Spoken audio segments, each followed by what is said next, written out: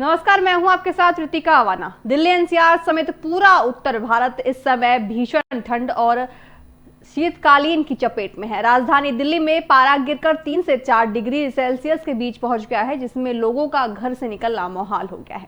सुबह के वक्त घने कोहरे और बर्फीली हवाओं ने रफ्तार पर ब्रेक लगा दिया है। मौसम विभाग की माने तो आने वाले कुछ दिनों तक राहत मिलने के आसार नहीं है। वहीं दूसरी ओर पहाड़ों पर हो रही बर्फबारी ने मैदानी इलाकों में ठिठुरन बढ़ा दी है। जम्मू कश्मीर में दिन के तापमान में भारी गिरावट दर्ज की गई है।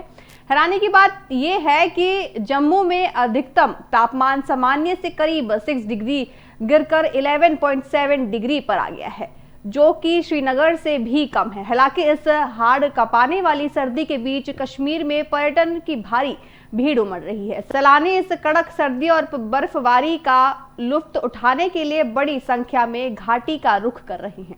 दिल्ली समेत पूरे राष्ट्रीय राजधानी क्षेत्र यानी कि एनसीआर में कड़ाके की ठंड और शीतलहर का असर लगातार बना हुआ है। मौसम विभाग के अनुसार न्यूनतम तापमान 3 से 4 डिग्री सेल्सियस के बीच दर्ज किया जा रहा है। दिल्ली के कुछ इलाकों में रात के समय पारा 3 डिग्री तक पहुंच गया। ठंड के चलते सुबह और रात में शीतलहर की स्थिति बनी हुई है।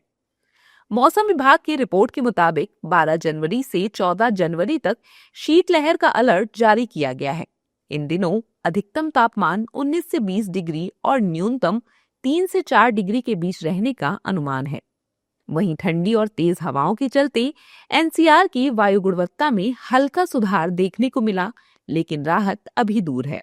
दिल्ली एनसीआर में पॉल्यूशन और बढ़ती ठंड को लेकर लोगों ने क्या कुछ कहा, सुनिए। फिलहाल सुबह के 6 साढ़े 6 का टाइम हो रहा है और दिल्ली में पॉल्यूशन और सर्दी दोनों ही बहुत ज़्यादा है।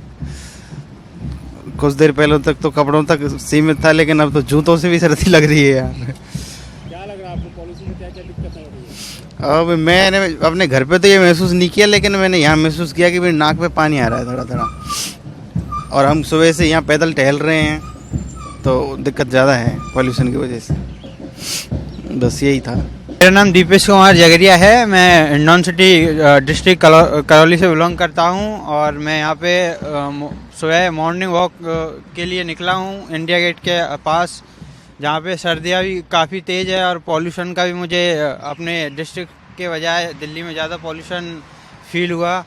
और यहाँ पे सर्दियाँ बाकी जगहों से ज़्यादा है और मॉर्निंग के टाइम भी इतना पॉल्यूशन है, तो दोपहर और दिन के शाम के टाइम कितना पॉल्यूशन होगा। क्या क्या दिक्कत हो रहा है आपको पॉल्यूशन से? फर्स्ट टाइम सेकंड टाइम मेरा दिल्ली विजिट है, तो पॉल्यूशन से दिक्कत तो होती है।